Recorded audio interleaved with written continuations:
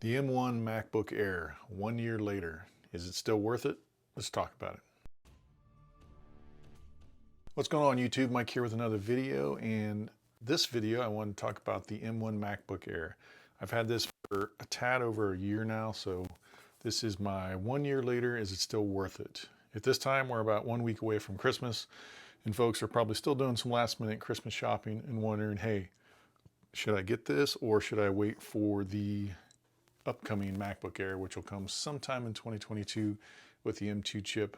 But I've got to say, unequivocally, without a doubt, this is still worth it in 2021, especially at the end of it. This is actually one of 4 that I've actually bought. So I bought this one for myself about a year ago, basically when it came out, so it's been a little over a year. And then I've bought some for family members. So I've literally bought 4 of these things now. So I can definitely say they're still worth it. This thing has held up fantastic. I mean, I use it literally every day. And if you're wondering about this skin, it's just a D-brand leather skin. If you want to check it out, just go to dbrand.com. You can check it out. But back to what I was saying, I've had this thing for over a year now, and it's held up fantastic. I mean, the battery still gets me through probably 2 days. I mean, I charge this about every other day, but I really haven't experienced any battery degradation.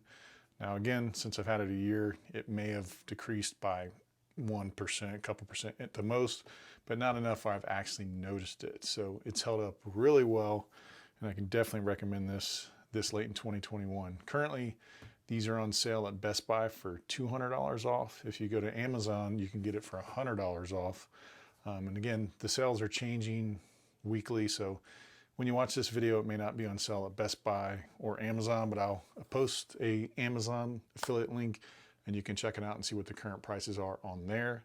And of course, if you go through Apple and you do the education discount, you can still get it for $100 off. But definitely still worth it. I don't think there's anything out there on the market right now, laptop-wise, where you can get this much bang for your buck. I mean, really, you can get this thing for $899, $799 if you shop around. Let's just call it $800. You're not going to get that kind of performance, that kind of build quality, and that kind of battery life for that price.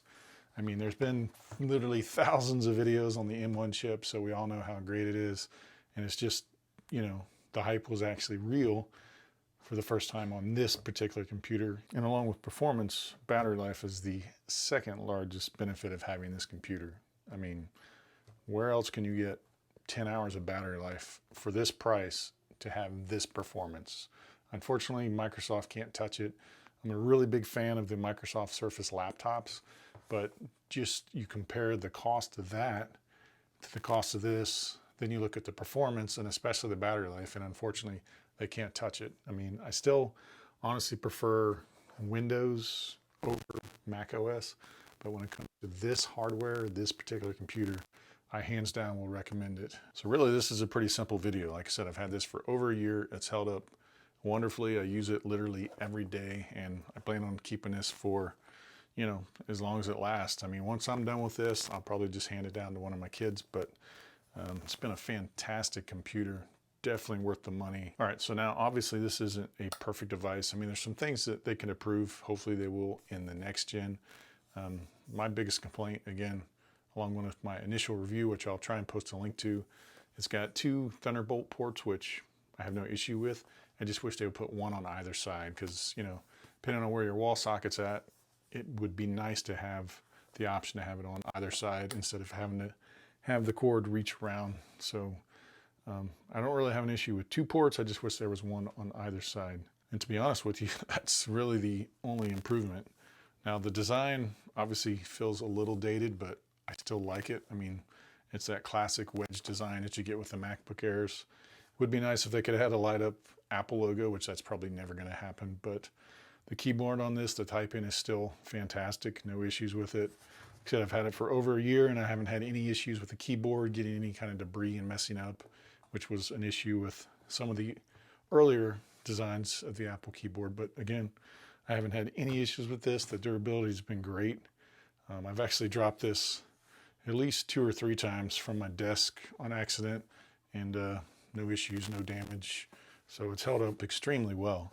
Now, will I be upgrading in 2022 when they release the M2 MacBook Air? Well, I guess that'll depend on what it includes and kind of what the performance gains that you get with it is.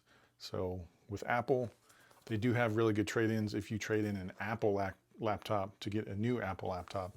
So depending on what they would give on this as a trade, I would upgrade, or like I said, I'll hand this down to one of my kids and then just upgrade to the M2 MacBook Air, but I will definitely have to see what Apple has to offer with that model. Again, this was a short, quick, easy video. After 1 year, I can say it's totally worth it. If you're looking to do some last minute Christmas shopping for someone and looking for a good budget laptop for college or whatever, I still recommend this over any other laptop right now in this price range. So with that, as always, if you guys have any questions, leave it in the comments below. I'll do my best to answer it. And if you liked this video, make sure you give it a thumbs up. And if you've not subscribed, I'd appreciate it if you do so. And if you want to help support the channel so I can do more tech reviews, get more tech, there's a new button you'll notice at the bottom of the video, and it's basically a little heart with a money sign, and that's just ways that you can do extra support to the channel so that I can get more tech to review. And again, as always, thanks for watching.